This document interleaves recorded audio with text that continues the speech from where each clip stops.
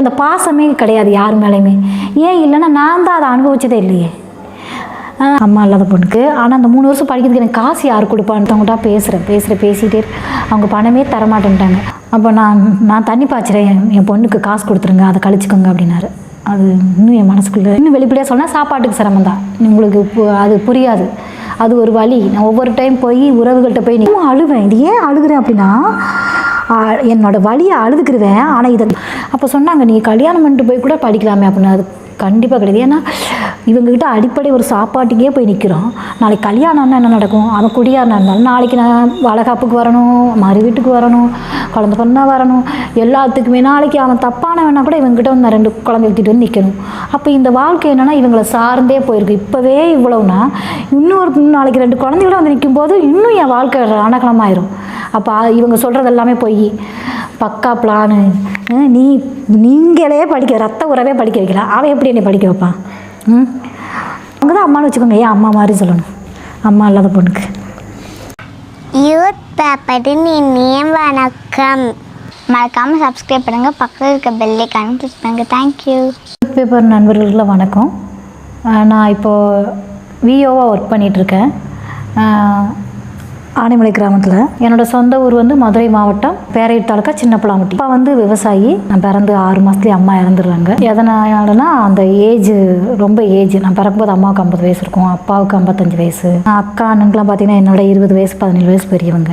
பிறந்த ஒரு வருஷத்துலேயே அக்காவுக்கு மேரேஜ் ஆயிடுது. அவங்கள சார்ந்து தான் எங்கள் லைஃப். என்னோடது அப்பா அண்ணன் எல்லாமே அவங்க தான் பார்த்துக்கிட்டாங்க.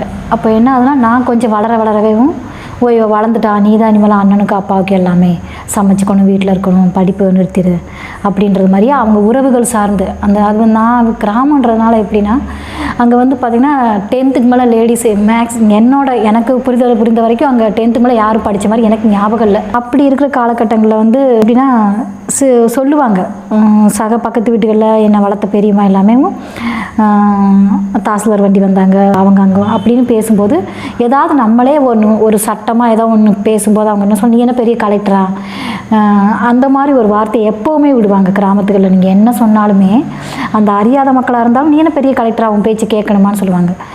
அப்போ நான் என்னது கலெக்டர்? அப்போ கலெக்டர்னால் அவங்க பேச்சு கேட்பாங்க. கலெக்டர் சொன்னால் அங்கே ஒரு மாற்றம் நடக்கும், அங்கே ஒரு அதிகாரம். அப்போ அவங்களுக்கு தான் அதிகாரமா? அப்போ அந்த அதிகாரத்தை நம்ம அடைவோமே, அது என்ன போஸ்டிங் அப்படின்னு இது வந்து நான் எப்போ கேட்குறேன்னா ஒரு 7th 6th அந்த டைம் காலகட்டங்களில் நான் கேட்குறேன் இந்த வார்த்தை. அப்போ இருந்தே எனக்கு அது வந்து அப்போ அப்போ ஐஏஎஸ்ன்னு தெரியாது, கலெக்டர் இப்படியே தான் என் மனநிலை மண்டைக்குள்ள. அப்போ அது சம்மந்தமான பேப்பர் என்ன வந்தாலும் நான் படிப்பேன். அது எப்படி ஆவாங்க அப்படின்னா அப்போ டிகிரி முடிச்சா ஆவாங்க அப்படின்ற ஒரு ஸ்டேஜ். அப்போ வந்து எனக்கு புரியுது, டிகிரி முடிச்சிடும். அப்போ என்னோட மனநிலை பூரா இன்னும் வெளிப்படையாக சொன்னால் சாப்பாட்டுக்கு சிரமம் தான். உங்களுக்கு அது புரியாது. அது ஒரு வழி. நான் ஒவ்வொரு டைம் போய் உறவுகள்கிட்ட போய் நிற்கணும், எங்கள் அக்கா சார்ந்த உறவுகள்கிட்ட. அந்த வழி உங்களுக்கு புரியாது. எத்தனை வார்த்தைகளை விட்டுருப்பாங்கன்னு. அப்படி இருக்கும்போது அவங்க எப்படா இவ வளருவா, சீக்கிரம் படிப்பு நிறுத்திடலான்ற ஒரு ஸ்டேஜில் நான் மேலே படிக்கணும் போது அவங்க 9th ஒரு சமைச்சு போடணும், நீ படிப்பு நிறுத்திடு அப்படின்ற மாதிரி அங்கே யாரும் இல்லை. அதனால் அப்படி ஒரு சூழ்நிலை எனக்கு உருவானது. அப்புறம் அதெல்லாம் மீறி நான் 9th முடிச்சு அதுக்கப்புறம் +2 வந்ததுக்கப்புறம் வீட்டில் யாருமே +2க்கு அப்புறம் யாரும் ஒத்துழைப்பு தரலன்ட்டாங்க. இந்த ஒரு பைசா நீ தரமாட்டேன் அப்புறம்ட்டாங்க. நான் எனக்கு எப்படியாவது டிகிரி முடிச்சே ஆகணுன்ற ஒரு வெறினே வச்சுக்கோங்களேன். அதனால் என்ன பண்ணுறேன்னு தெரில. ஆனால் டிகிரி அப்ளிகேஷன் போடுற காசு வேணும், என்கிட்ட காசு கிடையாது, ஒரு பைசா தரமாட்டாங்க.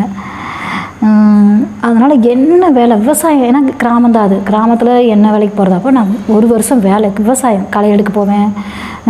எல்லா வேலையுமே எங்கள் அக்காவோட மாடு கூட வச்சுருக்கேன், புல் அறுத்துருக்கேன். எல்லா வேலையும் அந்த சின்ன வேலை செஞ்சால் கூட எனக்கு 10 ரூபா 5 ரூபா கொடுன்னு நான் கேட்பேன். முதல்ல அப்படி கேட்க மாட்டேன். ஆனால் எனக்கு அந்த அப்ளிகேஷன் காசு சேர்க்கணுன்ற ஒரு இது. இன்னும் அப்பாவுக்கு என்னை படிக்க வைக்கணும்னு ஆசை. ஐயோ என் பிள்ளை ஆசைப்படுறேன்னா அவருக்கு வயசாகிட்டதுனால அவங்கள சார்ந்த ஒரு வாழ்க்கை. இருக்கிற நிலத்தை பூரா அக்காவுங்கிட்ட கொடுத்துட்டு அவங்க தான் விவசாயம் எல்லாமே. அண்ணன் வந்து அக்கா என்ன சொல்லுதோ அதை கேட்டுக்கோ அப்படின்ற மாதிரி ஒரு மனநிலை. அப்போ +2 வந்து நான் 1 வருஷம் நல்ல ஞாபகம் இருக்குது. 1 வருஷம் நான் பாட்டு காட்டு வேலை என்ன வேலை கிடைச்சாலும் போவேன். என்ன வேலை 10 ரூபா 25 ரூபா 30 அந்த மாதிரி நான் அப்படியே சேர்த்து வச்சு அந்த 1 வருஷத்தில் என் கையில் எவ்வளோ 750 ரூபா இருந்தது. அந்த 750 ரூபாய் வச்சு நான் முதல்ல மீனாட்சி காலேஜில் தான் அப்ளிகேஷன் போட்டேன். நான் அது ஃபஸ்ட்டு அதாவது டேட் வாரியாக சொல்லுவாங்க. அந்த ஃபஸ்ட்டு அட்மிஷன், செகண்ட் அட்மிஷன். அதில் எனக்கு ஃபஸ்ட்டு அட்மிஷன் கிடச்சிது. ஏன்னா நான் மார்க்கு ஃபிசிக்ஸில் 181. அதனால் எனக்கு உடனே கிடச்சிது. அந்த எனக்கு அட்மிஷன் லெட்ரு வீட்டுக்கு வந்ததுமே அது எப்படி சொல்கிறது, எனக்கு சந்தோஷம் அப்படிங்கிறத விட இதை போய் நமக்கு கிடச்சிருச்சு. ஆனால் அந்த 3 வருஷம் படிக்கிறதுக்கு எனக்கு காசு யார் கொடுப்பான்ற அடுத்த மனநிலைக்குள்ள தான் நான் போனேன். இதுக்கு நான் ரெடி பண்ணிட்டேன், அப்ளிகேஷன் போட்டேன். நான் எப்போவுமே என்கிட்ட எப்படின்னா ஒரு படி வச்சுட்டு 5வது படி வைக்க மாட்டேன். ஒரு படி 2வது படி 3வது படி இப்படி தான் என் மைண்டு பூரா விழிப்புணர்வோடையே போகும். இது முடிச்சிட்டோம். அந்த மனநிலை இருந்தால் மட்டும்தான் இதுன்னு கிடையாது, எந்த வேலையிலையுமே நீங்கள் ஜெயிக்க முடியும். நீங்கள் இங்கே 1 வச்சுட்டு 5க்கு பார்த்தீங்கன்னா விழுந்துருவீங்க. அப்போது எனக்கு இது கிடச்சதுமே சந்தோஷம் அப்படின்னு, ஐயோ இந்த 3 வருஷம் பணம், அடுத்த அட்மிஷனுக்கு பணம், அப்படி தான் என் மனநிலை போனது. அடுத்து நான் என்ன பண்ணுறேன்னா, அப்போ ஒவ்வொருத்தவங்கள்ட்டா பேசிகிட்டே அவங்க பணமே தரமாட்டேன்ட்டாங்க. அப்போ இது சம்மந்தமாக நான் விசாரிக்கும் போது தான் காலேஜில் விசாரிப்பேன், நிறைய பேர்கிட்ட விசாரிப்பேன். அப்படி விசாரிக்கும் போது அப்போலாம் எங்கள் ஃப்ரெண்ட்ஸுக்குள்ளே ஃபோனை தான் கிடையாது. ஆனால் பசங்கக்கிட்ட விசாரிப்பேன், எப்படிடா படிக்கிறது அப்படின்னு கேட்கும்போது அந்த பசங்க சொல்லுவாங்க ஸ்காலர்ஷிப்லாம் கொடுப்பாங்கம்மா அப்படின்னு. அப்போது ஹாஸ்டல் போனால் ஒரு ஸ்காலர்ஷிப்பு, இங்கே இது இருந்தால் ஒரு ஸ்காலர்ஷிப் அப்படின்னு சொல்லும்போது அந்த பணத்தெல்லாம் அப்படியே கொடுத்துட்றேன், அதெல்லாம் நான் விசாரித்து வச்சுட்டேன் அப்படின்னு சொல்லும்போது வருஷத்துக்கு 9,000 அதை அப்படியே கொடுத்துட்றேன். கவர்மெண்ட் காலேஜ் தான், லேடிஸ் காலேஜ், உங்களுக்கு அதுக்குள்ளே தான் வரும்னு சொன்னாங்க அமௌண்ட்டு அப்படின்னு. அங்கே அப்போ முதல் 1,200 1,500 கட்டினேன்னு நினைக்கிறேன், ஞாபகம். அப்படி தான். அப்போ வருஷம் எனக்கு 9,000 கிடைக்கும்போது அவங்ககிட்ட அந்த கடைசி எண்டில் தான் எனக்கு கிடைக்கும் அந்த ஸ்காலர்ஷிப். அவங்ககிட்ட கொடுத்துருவேன். நான் எவ்வளோ செலவழிச்சாங்க அதெல்லாம் பார்க்க மாட்டேன், அப்படியே கொடுத்துருவேன். ஏன்னா செய்கிறதே பெருசு, அதில் கணக்கு பார்த்தோன்னா அதை போல் பாவம் எதுவுமே இல்லை. அவங்க இதுக்கு ஒத்துக்கிட்டாங்களே, படிக்கவே வைக்கக்கூடாதுன்னு சொன்னாங்க. இந்த டீலிங்காக நம்மக்கிட்ட வந்தாங்களே, அதுவே பெரிய விஷயம்.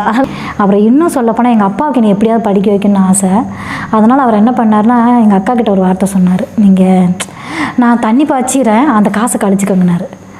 அந்த வயசில் அதெல்லாம் ஒரு வழி. அது எங்கள் அப்பா நிஜமாகவே அவரால் முடியல. ஆனால் எனக்கு அப்ளிகேஷன் போட்டு அதுக்கு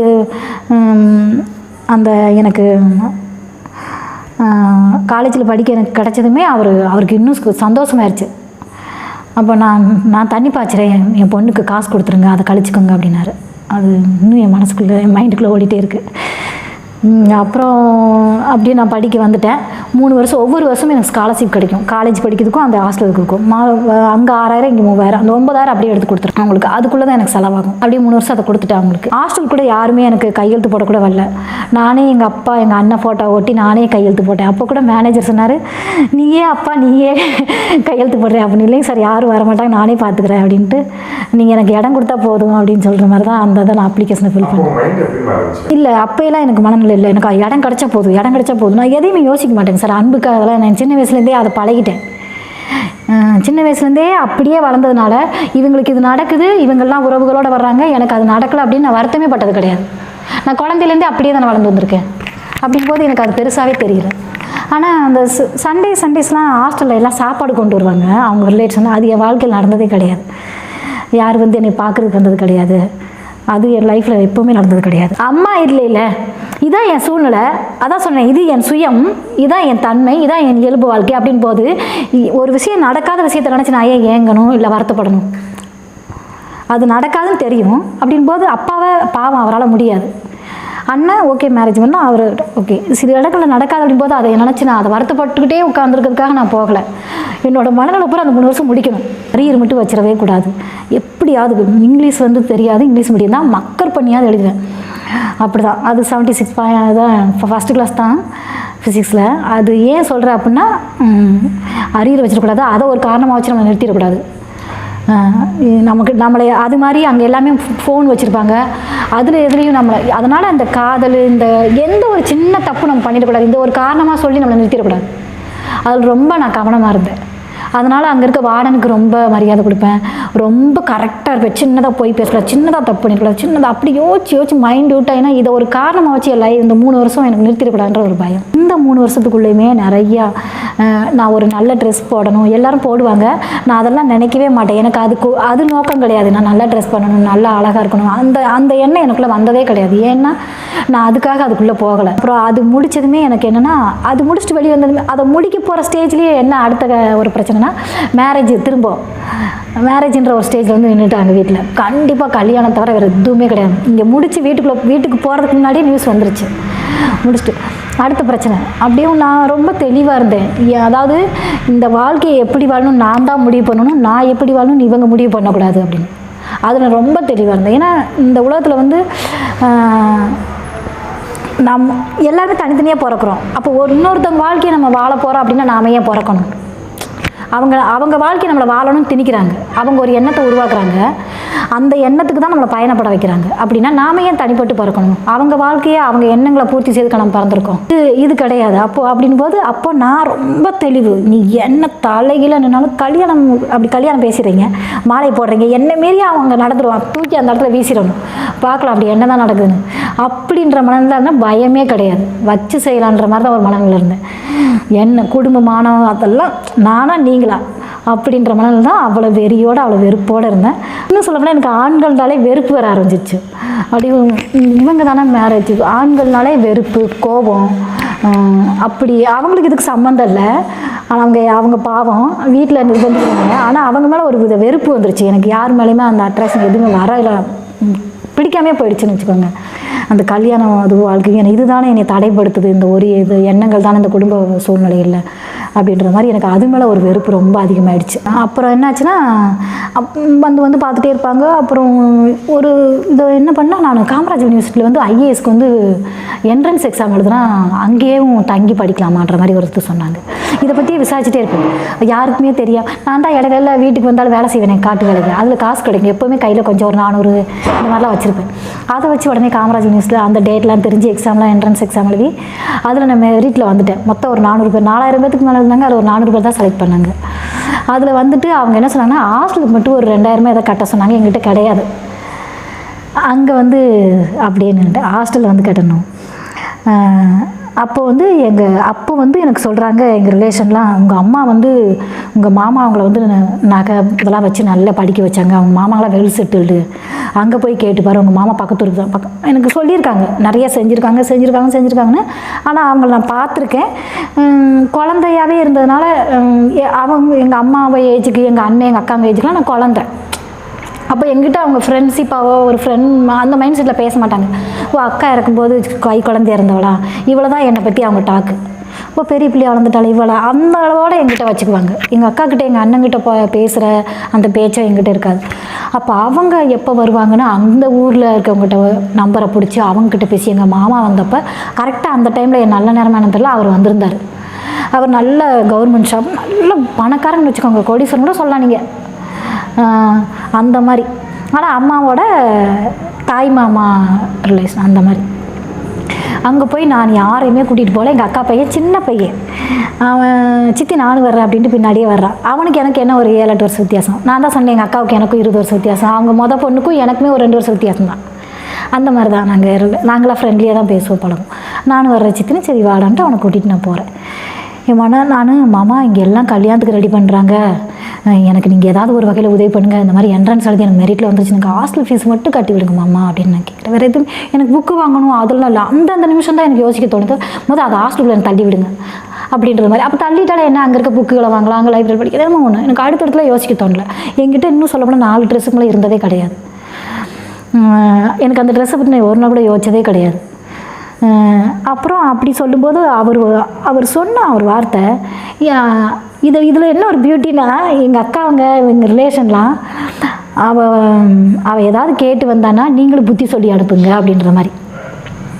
அவருக்கும் இதில் வந்து பொறாம குணம்னு வச்சுக்கோங்க, என்னமோ ஒரு உறவுகளுக்குள்ள ஒரு புத்தி. அவர் என்ன சொல்கிறேன்னா, அப்பா வயசாகிடுச்சு, அண்ணன் பொறுப்பு இல்லாமல் அவன் பாட்டுக்கு அவங்க வேலையில் திருறான், அக்கா தான் அவனை பார்த்துக்கணும், அக்கா சொல்கிறத கேடு, அம்மா இல்லாத பிள்ளை, அதெல்லாம் பணக்காரவங்க படிக்கிறது, அதெல்லாம் கோடீஸ்வரங்க, அந்த மாதிரி எண்ணம்லாம் அவனுக்கு வரவே கூடாது அப்படின்னு சொல்லி அனுப்பிட்டார். அவர் அப்படி சொன்ன உடனே முன்னாடி நான் வேலை வாங்கி நிற்கலாம், நான் பொம்பளை இல்லைன்ட்டு அப்படியே மனசில் நினச்சே வாயில் சொல்லலை. அவ்வளோ வெறுப்பு, இந்த மாதிரி மனிதர்களை பார்க்க வந்தோம் அப்படின்ற மாதிரி வெறுப்போடு நான் திரும்பி கூட பார்க்கல. அப்படியே எந்திரிச்சு சரிங்க மாமா வர்றேன்னு கூட சொல்லலை. உங்ககிட்டயே நான் வந்துட்டேன், உங்ககிட்டயே வந்து நின்றுட்டேன்ற மாதிரி ஒரு அப்படியே வந்துட்டேன். நான் யாருக்கிட்டையுமே இந்த வார்த்தையை சொல்லலை, எங்கள் அப்பா கிட்ட கூட சொல்லலை. இந்த வழியெல்லாம் அது இருக்கணும், அது இருந்தால் தான் நம்ம வெறி வரும். அந்த வழியை நம்ம திரும்ப சொல்லி பார்த்துக்கணும் அப்படின்னு நான் வந்ததுக்கப்புறம் அடுத்த நாளே அவரே ஒரு மாப்பிள்ளை அனுப்பிவிடுறாரு. இதில் எங்கள் பிள்ளை வெறியோட போயிடுவாள் அப்படின்றதுல. ஏன்னா நான் மனநிலை அப்படி தான், யார் பேச்சையுமே கேட்க மாட்டேன். அப்படி ஒன்று என்னை மீறி ஒருத்தவங்க தாலி கட்டிட மாட்டாங்க, ஒருத்தர் கல்யாணம் ஆயிடாது. அப்படி கல்யாணங்கிறது அப்படி ஒரு நிகழ்வு கிடையாது. எல்லாரும் சூழ்ந்து நடக்கிற ஒரு விஷயம். அங்கே என்ன எப்படி வேணாலும் எதிர்ப்பு தெரிவிக்கலாம். அதனால் அந்த பயம் எனக்கு இல்லவே இல்லை, என்னை மீறி ஒன்று நடக்கும்னு. அப்போ வந்துடுறேன். அடுத்த நாளே மாப்பிள்ளை அனுப்பி விட்றாங்க. எங்கள் 2 அக்காங்க சொந்தக்காரங்களாம் சொல்லி அப்படியே ஓகே எல்லாமே ஒன்று அப்படின்ற மாதிரி அதுலேருந்து அப்படியே பேசாந்துக்கிறேன். அப்புறம் இது சரிப்பட்டு வராது, நம்ம எங்கேயாவது வேலைக்கு போய் தான் படிக்கணும் போல். நிறைய பேர் சொல்கிறாங்களே, விஓ சொல்கிறாங்க, குரூப் 2 சொல்கிறாங்க, அப்புறம் குரூப் 1 அப்படி கூட போய்க்கலாம். நாமே எடுத்ததுமே ஐஏஎஸ்னு யோசிக்கிறோம். அப்போ சின்னதாக ஒரு எக்ஸாம் எழுதி அதில் ஒரு கவர்மெண்ட் வேலை இல்லாட்டி ஒரு ப்ரைவேட்டில் வேலை பார்த்துட்டே படிச்சுட்டு இதான் கரெக்டான வழி அப்படின்னு சொல்லிட்டு அந்த மைண்ட் செட்டில் ஓடிடுறேன். நான் தான் அடுத்தடுத்து யோசிப்பேனே, அடுத்தடுத்து என்ன பண்ணலாம் எடுத்து போகலாம் அப்படின் போது இந்த மனநிலைக்கு என் மனசு உடனே தாவிடுது. தாவினோடனேவும் இந்த தாவி அந்த வேலையை நான் ட்ரை பண்ணுறதுக்குள்ளே பட்ட பாடு, இந்த நிறைய ஆடலாம் வரும், விளம்பரம்லாம் இங்கே வேலை கிடைக்கும் இங்கே வேலை கிடைக்கணும் அப்படிலாம் நான் ஏமாந்துருக்கேன். நீங்கள் 400 ரூபா கேட்டுங்க உங்களுக்கு அங்கே வேலை வாங்கி கொடுக்கணும். அது மாதிரி 400 ரூபாயெல்லாம் நான் போஸ்ட்டில் அனுப்பியிருக்கேன். அங்கே போய் பார்த்தா 1300 ரூபா கட்டணுங்க. நாங்கள் அப்போ தான் யோசிச்சது ஏமாத்து. ஒரு தடவை ஏமாறலாம், திரும்ப எப்படி நான் ஏமாறுவேன்.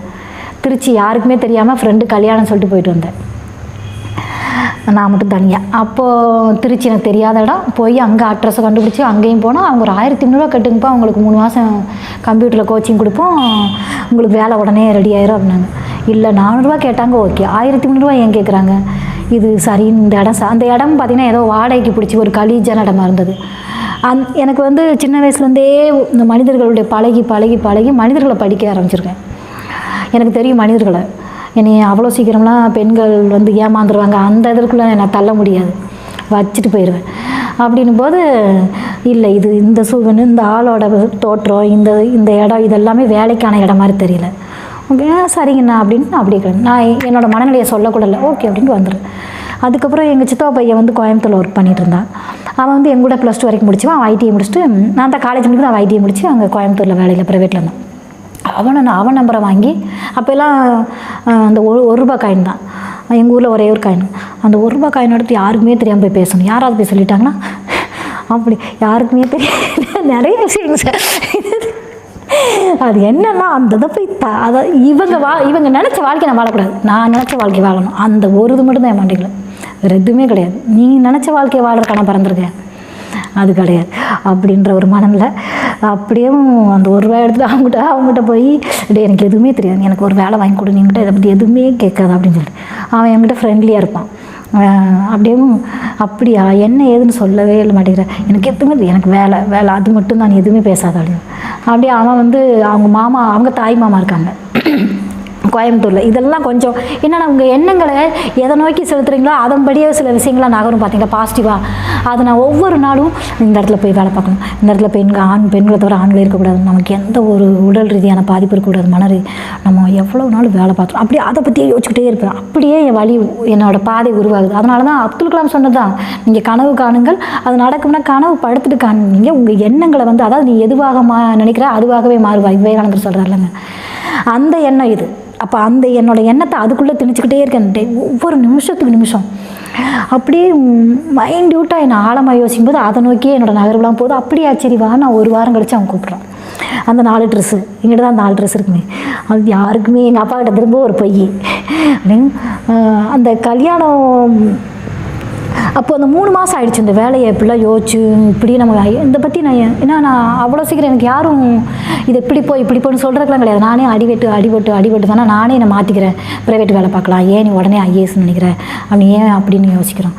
அப்போ சொன்னாங்க நீ கல்யாணம் பண்ணிட்டு போய் கூட படிக்கலாமே அப்படின்னு. அது கண்டிப்பாக கிடையாது. ஏன்னா இவங்ககிட்ட அடிப்படை ஒரு சாப்பாட்டுக்கே போய் நிற்கிறோம். நாளைக்கு கல்யாணம்னா என்ன நடக்கும்? அவன் குடியாரனா இருந்தாலும் நாளைக்கு நான் வளகாப்புக்கு வரணும், மறு வீட்டுக்கு வரணும், குழந்தை பொண்ணா வரணும், எல்லாத்துக்குமே நாளைக்கு அவன் தப்பானவனா கூட இவங்ககிட்ட வந்து 2 குழந்தை எடுத்துகிட்டு வந்து நிற்கணும். அப்போ இந்த வாழ்க்கை என்னென்னா இவங்களை சார்ந்தே போயிருக்கு. இப்போவே இவ்வளவுனா நாளைக்கு 2 குழந்தைகளோட வந்து நிற்கும்போது இன்னும் என் வாழ்க்கை ரணகலமாயிரும். அப்போ இவங்க சொல்கிறது எல்லாமே போய் பக்கா பிளானு. நீங்களே ரத்த உறவே படிக்க வைக்கலாம், அவன் எப்படி என்னை படிக்க வைப்பான் அப்படின்னும் போது சரி நான் இப்படி தான் யோசிப்பேன். நான் தான் சொன்னேன் மனிதர்களை படிக்க ஆரம்பித்தேன், யோசிப்பேன். சும்மா நான் நிறையா யோசிச்சுட்டே இருப்பேன், ஏன்னா தனிமையில் தானே என் வாழ்க்கை. அதனால் யோசித்து மனிதர்களை புரிய ஆரம்பிச்சிருச்சு. ஓகே, யார் பேசினாலும் நம்ப மாட்டேன். இவங்க ஏன் இந்த வார்த்தை பேசுகிறாங்க, இவங்க இதன் பின்புலம் இது, இவங்க பேசுகிற நோக்கம் இது அப்படின்னு அவங்களே நினச்சிருப்பாங்க. அவங்க நடிச்சிட்டு அவங்க நினைக்கிறாங்க இவங்க பேசலாம் நம்பிட்டு இருக்கேன். அது கிடையாது. நீ பேசிட்டே இரு சாமி, நீ உன்னோட சுயரூபம் என்னன்னு எனக்கு தெரியும் அப்படின்ற ஒரு கேரக்டர் நான். அதனால் இப்படியே போயிட்டே இருக்கும்போது அப்போது அவன் கூப்பிட்றான் தருமர். அவனை மறக்கவே முடியாது லைஃப்பில். நீ வந்துடும்போது அதே 4 ட்ரெஸ்ஸு, இதே போய் என் ஃப்ரெண்டு கல்யாணம் சொல்லி எத்தனை ஃப்ரெண்ட்ஸ் இருக்காங்க, அதே போய் எங்கள் அப்பா அப்படியாப்பா போயிட்டு வைப்பா. என்னென்னா எங்கள் வீட்டில் இன்னொரு இது, முத்தை எங்கே தனியாக அனுப்புனாலும் அவ்வளோ நம்பிக்கை. ஏன்னா முத்துவுக்கு அந்த எண்ணமே கிடையாது, பசங்கனாலே பிடிக்காது, கல்யாணாலே பிடிக்காது, அதனால் எங்கே வேணாலும் போயிட்டு வா அந்த மாதிரி. அப்படியாவது ஒரு ஆசை வந்துடாதா, கல்யாணத்துக்கு தான் போகிறே அப்படியே, அந்த மாதிரி தான் அவங்களோட பிளானு. அப்படி கல்யாணத்துக்கு தான் போகிறாளே, ஆசைப்பட்டு வந்துட மாட்டாளா அப்படின்னு, அதுவெல்ல என் நோக்கம் அப்படின்னு சொல்லிட்டு அப்படியே போயிட்டு அப்புறம் கோயம்புத்தூரில் போய் நான் ஏன் திரும்ப அங்கே இறங்கி நிற்கும்போது நைட்டு 12 மணி. ஏன்னா நான் இங்கே சீக்கிரம் கிளம்புனா பார்த்துருவாங்க. போயிட்டு அங்கே போய் நிற்கும்போது பார்த்தீங்கன்னா கரெக்டாக நைட்டு 12 மணி. என்கிட்ட ஃபோன் எதுவுமே கிடையாது. அதே 1 ரூபாய்க்கானு அவனை கூப்பிட்டு, டே நான் வந்துட்டேன், அந்த ராஜேஸ்வரி டவர்னு போட்டிருக்கோம், அந்த காந்திபுரம்லாம் எனக்கு தெரியாது. ராஜேஸ்வரி டவர் என் கண்ணை பார்த்தது அதான் ராஜேஸ்வரி டவர்னு. அது இன்னும் என் மனசுக்குள்ளேயே இருக்குது. அந்த முதல்ல எது பார்த்தாலும் நம்ம ஒரு மண்டைக்குள்ள ஒரு மனசுல, ஏன்னா கோயம்புத்தூர் நான் பார்த்ததே கிடையாது. அப்படியே நிற்கிறேன், அவன் வர்றான். எனக்கு சப்பாத்தி வாங்கிட்டதான் ஃப்ரெண்டு அண்ணன் பையன்னா நிஜமாக அண்ணன் பையன் தான். ஏன்னா நான் தான் சொன்னேன் எங்கள் அப்பாவுக்கும் ரொம்ப வித்தியாசம் அப்படின்னு. அதனால் அண்ணன் பையனே என் வயசில் தான் இருப்பான்.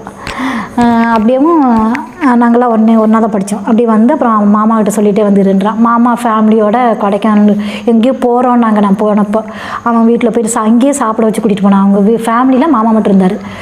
அப்புறம் அங்கே ஒரு 2 நாள், அப்புறம் அடுத்த நாளாக 2 நாள் கழிச்சு அவங்க அத்தைங்கெல்லாம் வந்துட்டாங்க குழந்தைகளோட. எங்கள் மாமா நல்லா ஓகே பார்த்துக்கிட்டாங்க, அவனும் இருந்தான் ஓகே. அப்புறம் அவர் உடனே எனக்கு வேலை வாங்கி கொடுக்கல. இரு பார்க்கலாம், ஏன்னா எங்கேயுமே நமக்கு உடனேலாம் ப்ரைவேட்டில் கிடைக்காது. அவர் கவர்மெண்ட்டில் பேங்க்கு, யூனியன் பேங்க்கில் மேனேஜரு. அப்புறம் அங்கேயே தான் இருந்தேன். அப்படியும் அவர்கிட்ட எனக்கு அவங்க அக்காவங்களாம் ஏன் பண்ணாங்க நான் விஷயத்தெல்லாம் சொல்லலை. மாமா கிட்ட மட்டும் இல்லை மாமா கல்யாணன்றாங்க, எனக்கு வேலை, நான் தான் சொன்னேன் எனக்கு படிப்பு, எனக்கு காலேஜு, அந்த ஒரு வார்த்தை மட்டும்தான். என்னை பற்றி எதுவுமே சொல்லிக்க மாட்டேன் நான். அதை பற்றிலாம் அந்த கதையெல்லாம் சொல்லி அதில் எனக்கு விருப்பமே கிடையாது. எனக்கு இப்போ வேலை, உங்கள்கிட்டருந்து எனக்கு இதாக வேணும், அவ்வளோதான். என்கிட்ட எதுவுமே கேட்காதீங்க, இவ்வளோ தான் என் மனநிலைகளில் இருக்கும். அப்படியே சரி இப்போ பார்த்துடலாம்ப்பா, அவ்வளோதான். நான் 2 நாளாக எங்கள் வீட்டில் யாருமே என்னை எங்கே போனேன் எதுவுமே கேட்கல. அதான் சரி, ஒரு வாரம் வேணாலும் கழிச்சு வந்தாலும் என்னை எதுவும் கண்டுக்க மாட்டாங்க. அப்புறம் எங்கள் அண்ணன் தான் ஃபோன் பண்ணாங்க, யாரும் தருமருக்கு. டே என்னடா முத்து எங்கடா? அவங்களுக்கு எங்கள் அண்ணனுக்கு ஒரு புரிதல் ஏற்பட்டுருச்சு. என்னமோ ஓடிட்டு கிடக்கா, எங்கேயோ ஓடுறேன், என்னமோ பண்ணுறான்னு. எங்கள் அண்ணனுக்கு நான் படிக்கணும்னு ஆசை, ஆனால் அவங்க அந்த பொறுப்பை தட்டி கழிக்கிறதுல எனக்கு விருப்பம் கிடையாது. நீ சரியான ஆணாக இருந்தால் என்ன பண்ணிக்கணும், என் தங்கச்சிக்கு எப்போ திருமணம் பண்ணணும், எப்போ என்ன பண்ணணும், நான் அந்த சப்போர்ட்டை நீ கொடுத்துருந்தா இன்றைக்கி நான் எல்லா வேலையும் வேறு. ஒரு ஆம்பளையாக எனக்கு அந்த சப்போர்ட்டை நீ கொடுக்கல. இன்னொரு வீட்டுக்கு திருமணம் பண்ண போன குடும்பத்தில் போய் அந்த பொறுப்பை தள்ளுற அப்படின் போது எனக்கு அந்த வெறுப்பு கொஞ்சம். ஆனால் அவர் நல்லவர், எனக்கு அம்மா மாதிரி தான், எங்கள் அக்காவோட அவ்வளோ கேர் எடுத்துக்கிறார். ஆனால் ஏனோ அந்த பொறுப்பை அவர் என்ன சொன்னார்னா, ஒருவேளை உனக்கு கல்யாணத்தில் ஆசை இருந்து நான் வேண்டான்னு சொன்னால் அதுவும் தப்பாக போயிடும், ஒருவேளை உனக்கு படிப்பில் ஆசை இருந்து பண்ணுன்னு சொன்னால் அதுவும் தப்பாக போயிடும். ஆனால் என்னோடய சூழ்நிலை உனக்கு செய்கிற மாதிரி இல்லை, அதனால் என்கிட்ட எதுவும் கேட்காது. அப்படி அந்த பொறுப்பை தட்டிக்கினா, ஒரு பொண்ணே இந்த ஓடுறேன்னா நீ என்னை போல 100 மடங்கு ஓடி இருக்கணும். அந்த ஓட்டத்தை நீ ஓடலை. அதில் எனக்கு எப்போவுமே எங்கள் அண்ணன் மேலே வருத்தம் தான், வெறுப்பு இல்லை. எனக்கு பிடிக்கும் எங்கள் அண்ணன் கேரக்டர் ரொம்ப பிடிக்கும். அதனால் எனக்கு இந்த பெரியார், அந்த காமராஜர், அந்த காந்தி, இந்த விவேகானந்த் இதெல்லாம் எனக்கு சொல்லி இவங்கெல்லாம் இப்படி நேர்மையானவங்க இதெல்லாம் சொன்னதெல்லாம் எங்கள் அண்ணன் தான். அந்த மாதிரி சொன்னையே தவிர அவங்க வாழ்ந்த வாழ்க்கையில் எனக்கு கொஞ்சம் நீ அந்த முயற்சி எடுத்திருந்தா கூட நான் பொண்ணு கொஞ்சம் உன்னோட தயவில் ஓடிருப்பேனே, அது எனக்கு கொஞ்சம் வருத்தம், அதை விட்டுருங்க. அப்புறம் அப்படியே போயிட்டே இருக்குது. அப்புறம் அங்கே ஆமாம் நான் இங்கே தான் வந்திருக்கேன் அப்படின்னு சொல்லும்போது அப்போ எங்கள் அண்ணன் என்கிட்ட ஃபோன் பண்ணி பேசுகிறாங்க. அவங்களுக்கு சந்தோஷம் தான், அவளே ஓடி ஏதோ ஒன்று பிடிக்கிறா அப்படின்ற மாதிரி. அவங்கக்கிட்டேருந்து அதான் அவங்ககிட்டருந்து காப்பாற்றணுன்ற எண்ணம் இல்லை. நீ ஏன் ஓடி ஜெயிச்சுக்கோ, நீ ஏன் கல்யாணம் பண்ணிக்கோ, அந்த மாதிரி ஒரு மனநிலையில் இருக்கு. நீ போயிட்டியா, வேலை அங்கே இருக்கியா, சரி, அந்த மாதிரி ஒரு மனிதன். என்ன நீ உன்னோட விருப்பம்ப்பா, நான் எதுவும் சொல்லலை, அந்த மாதிரி ஒரு மனநிலை இருக்கவங்க. போதுமேன்ற மனநிலை ஏதோ ஒன்று, அந்த மாதிரி. அது கரெக்டாக அவரை எனக்கு சொல்ல தெரில. அப்படி இருக்கும்போது ஆமாம் நான் இங்கே தான் இருக்கேன், நான் வேலைக்கு வந்திருக்கேன், அவ்வளோதான். இப்போ வேலை கிடைக்கல. அப்போது வந்து எனக்கு லேடிஸ் இருக்கிறதா வேலைக்கு வேணும்னு அந்த மனசுக்குள்ளே நான் மனசு எதை நோக்கி ஓடுதோ அதையே கிடைக்கணும், அதையே யோசிச்சுட்டே இருப்பேன். ஏன்னா ஜென்ஸ் இருக்கவே கூடாது. எதனாலனா எனக்கு கொஞ்சம் பாதுகாப்பு வேணும். ஏன்னா நான் இன்னொரு இடத்த எங்கள் வீட்டுக்குள்ளேயே இருந்தனால எனக்கு தெரியாது, நான் இன்னொரு இடத்துல போய் தெரியாத இடத்துல போய் அப்போ எனக்கு அது இதில் என்ன ஒரு பியூட்டினா, நீ உங்கள் மனசை எதை நோக்கியே செலுத்துறீங்களோ கண்டிப்பாக அது நடக்குது. அது நான் என் உணர்வு ரீதியாக நான் அனுபவ ரீதியாக சொல்கிறேன். அதனால் உங்கள் எண்ணங்களை சரியாக வச்சுக்கோங்க. அப்போ அதே மாதிரி லேடிஸ் மட்டும் வேலை பார்க்குற அந்த கைனகாலஜிஸ்ட்டுன்ற அந்த Sri Ganesh fertility centre Baburani madam, அவங்ககிட்ட தான் எனக்கு வேலை கிடைச்சது. இதில் இன்னொரு விஷயம் சொல்கிறேன்னா, நான் ஆதித்யான்னு அந்த பீடமேட்டில் வந்து ஒரு ஹாஸ்டல் இருக்கும், லேடிஸ் ஹாஸ்டல். எங்கள் மாமா வந்து அவங்க அத்தைங்களாம் வந்ததுமே இங்கே இருந்துக்கும், அது என் ஃப்ரெண்டு தான். அவங்களாம் நல்ல ராயல் ஃபேமிலி. அந்த ஹாஸ்டல் ஓனரும் ஃப்ரெண்டு. அமௌண்ட்லாம் எதுவும் கிடையாது, நீ இருந்துக்கோ ஒரு வாரம், நீ அப்புறம் வேலை மாமா தேடினதுமே. அவங்க அக்கா அவங்க வந்து ஒரு தள்ளி உறவு அப்படின்னும் போது எல்லாருக்குள்ளுமே இருக்கும், எப்படி ஒரு வயசு பிள்ளைய கொண்டு வச்சுருக்குதா அந்த மாதிரி ஒரு மனநிலை. பாவம் அவர் உதவி செய்யணும்னு நினைக்கிறாரு, ஆனால் அங்கே இருக்க முடியாது. அவர் பாவம் அந்தளவுக்கு செஞ்சார், அவருக்கு அந்த நிர்பந்தம் அதெல்லாம் இப்போ கடவுள் மாதிரி பார்க்கணும். அப்படியே வந்து இருக்கார். அவங்க ஹாஸ்டல் ஓனர் எதுவுமே கண்டுக்க மாட்டார். சாப்பாடு மட்டும் கையில் வந்து எங்கள் அந்த பையன் ஃப்ரெண்டு அவன். இதில் என்னென்னா, அந்த ஊருக்கு வரும்போது ரிலேஷன்கிட்ட யாருக்குமே தெரியாமல் தூரத்து ரிலேஷன்கிட்ட ஒரு 1200 வாங்கிட்டு வந்தேன் கடன் சொல்லி, யாருக்குமே தெரியாது. அப்போ இவனும் ஒரு 1000 ரூபா கொடுத்தா வச்சுக்கோ அப்படின்னு. இந்த காசை வச்சு தான் அந்த ஒரு வாரம் சாப்பாடு எல்லாமே அப்போ போயிட்டுருக்கு. அப்போ இப்படியே போயிட்டு இருக்குது. அப்புறம் அவர் வந்து எங்கள் மாமா வந்து ஒரு இடத்துல வேலை கிடச்சிருக்கு. அந்த ஹாஸ்டல்லே ஒட்டியிருந்தாங்க, பெண்கள் வேலைக்கு வேண்டும். அப்போ அந்த ஓனர் சொல்கிறாரு, அம்மா இங்கேயே உனக்கு ஏதாவது ரிசப்ஷன் வேலை கொடுக்கலான்னு பார்த்தேன், ஆனால் இங்கே பாருங்கம்மா லேடிஸ் மட்டும் இருக்கிற மாதிரி நீங்கள் வேணால் பாருங்கப்பா அப்படின்றாரு. அப்போ எங்கள் மாமா வந்து அந்த லைன்லேயே தான் அந்த மேடமோட வீடும். அந்த வீட்டில் போய் பார்க்கும்போது அந்த மேடம் சாரோட அதான் நம்ம எண்ணங்கள் தான் நம்மளை உந்துதே. அப்படியும் அங்கே ஒரு பாட்டி தான் அந்த ஃபோன் நம்பர் கொடுத்தாங்க, அவங்க மேடமோட பொண்ணு, அது அவங்க தான் அப்படின்னு அப்புறம் பின்னாடி தெரிஞ்சுக்கிட்டேன். கொடுக்கும்போதேவும் இந்த வேலை கிடச்சிரும். அப்படியும் நான் போகிறேன் ஞாயிற்றுக்கிழமை. எங்கள் மாமா போய் 4 மணிக்கு விடுறாரு. 4 மணிக்கு தான் வர சொன்னாங்க. 3 மணிக்கெலாம் போய் விட்டுட்டு, சரிப்பா நான் கிளம்புறேன், இன்டர்வியூ முடிச்சதுமே கூப்பிடு அப்படிங்கிறாரு. ₹1 காயின் தான், ₹1 காயின் தான், ஃபோன்லாம் கிடையாது. அப்போ அவங்க என்னை இன்டர்வியூக்கு கூப்பிடும்போது 8 மணி நைட்டு. நல்லா கேட்டுக்கோங்க, அந்த ஹாஸ்டலில் போய் எங்கள் மாமா இறக்கிட்டோம் சொல்லி அந்த இடத்த விட்டு நான் எங்கேயுமே நகர்ந்தது கிடையாது. அந்த ஹாஸ்டல்லேருந்து அந்த ஹாஸ்பிட்டல் இருக்கிற இடம் கிட்டத்தட்ட 2.5 கிலோமீட்டர், 3 கிலோமீட்டரே சொல்லலாம். அவ்வளோ தூரம், அத்தனை பஸ் ஸ்டாப் போகிறாங்க. இறக்கிவிட்டு 8 மணி ஆயிடுச்சு. எங்கள் மாமாவுக்கு இந்நேரத்துக்கு அப்புறம் எப்படி கூப்பிட்றேன்னா, ₹1 காயினே அங்கே அந்த லைனில் காணோம். அவங்க வந்து அவங்ககிட்ட அட்டன் பண்ணுறேன். அவங்க இந்த பொண்ணு பார்க்க அவங்க சொன்ன வார்த்தை, ரொம்ப அமைதியாக இருக்கால. அமைதியாவெலாம் இல்லை, எனக்கு காரியம் சாதிக்கணும், எனக்கு இப்போ வேலை வேணும், அதனால் நான் அமைதியாக. அந்த என் ஃபேஸ் அப்படி தான் இருக்கும். ஃபேஸ் வந்து ரொம்ப அமைதியாக ரொம்ப நல்ல பொண்ணு மாதிரி இருக்கும், ஆனால் வேறு மாதிரி நான் வேறு மாதிரினா அப்படி இல்லை, உணர்வு ரீதியாக வேறு. என்னை வந்து யாரும் அவங்க பேச்சுக்கோ அவங்க எண்ணங்களுக்கோ கட்டுப்படுத்த முடியாது, அந்த மாதிரி ஆள். அதனால் அப்போ அங்கே 8 மணி ஆயிடுச்சு. ₹1 காயின் தேடி வந்துக்கிட்டே இருக்கேன், எனக்கு ₹1 காயினே கிடைக்கல. அப்படியே 8 மணி அப்படியே நடந்து வர்றேன். நல்லா இருட்டு தெரியுது, இருட்டு சரியான இருட்டு, தெரியாத இடம். எப்படி வந்தார் மாமா பைக்கில் இப்படியே? ஏன் இதை சொல்கிறேன்னா, தெரியாத இடம், கிட்டத்தட்ட 3 கிலோமீட்டர். அங்கேருந்து அப்படியே நேராக வந்துக்கிட்டே இருந்தார். ஒரு இடத்துல பாலம் வரும், அந்த பாலத்துக்கிட்ட நம்ம வளையணும், அந்த பாலத்துக்கிட்ட வளைஞ்சி இன்னொரு பாலம் வரும், இந்த பாலத்தை வளையணும், ஓகே அப்படின்ட்டு அப்படியே தெரியாத ஒரு. அதே மாதிரி அந்த ஹாஸ்டலில் கண்டுபிடிச்சது நான் தான் அந்த உலகத்திலே பெரிய சாதனை பண்ண மாதிரி வச்சேன். ஏன்னா ஒரு லேடி எங்கேயுமே மாட்டிடக்கூடாது, நான் பாதுகாக்கவும் செய்யணும். நான் போய் ஏன்னா எங்கேயாவது கொஞ்சம் பிசுறு தட்டாலும் பார்த்தியா சிக்கிட்டே வந்து கல்யாணம் பண்ணிட்டுருவாங்க ஒவ்வொரு இடமே. அப்போ இந்த மாதிரி ஒரு சூழ்நிலை எனக்கு போயிட்டுருக்கிறதுனால அப்படியே எனக்கு அப்போ நிஜமாகவே அந்த ஹாஸ்டலில் கண்டுபிடிச்சப்போ என்ன மாதிரி ஒரு சந்தோஷம் யாருமே இல்லை. அப்படி ஒரு சந்தோஷம், ஐயோ நீ எங்கேயோ இந்த ஹாஸ்டலில் கண்டுபிடிச்சிட்டியே, நீ நிஜமாகவே சூப்பர் அப்படி சொல்கிற மாதிரி நானே என்னை பாராட்டிட்டேன். அப்போ அந்த ஹாஸ்டலுக்கு வந்ததுக்கப்புறம் அப்புறம் எங்கள் மாமா கிட்ட வந்துட்டு அங்கே ₹1 காயின் இருக்குது. அங்கே ஒரு அக்காங்களாம் பழக்கம், அந்த ஒரு வாரத்தில் இருந்ததெல்லாம் நல்லா பார்த்துக்குவாங்க. அவங்கக்கிட்ட ஃபோன் வாங்கி சொன்னேன், எனக்கு ஞாபகம் இல்லை. அங்கே ஒரு அக்கா, ஆமாம் அவங்க எங்கள் மாமாவோட ரிலேஷன், எனக்கு அது ஞாபகம் இல்லை. அந்த அக்காட்ட ஃபோன் பண்ணி எப்படியோ அது ஒரு நிகழ்ச்சி அந்த மாமாட்ட சொல்லியாச்சு.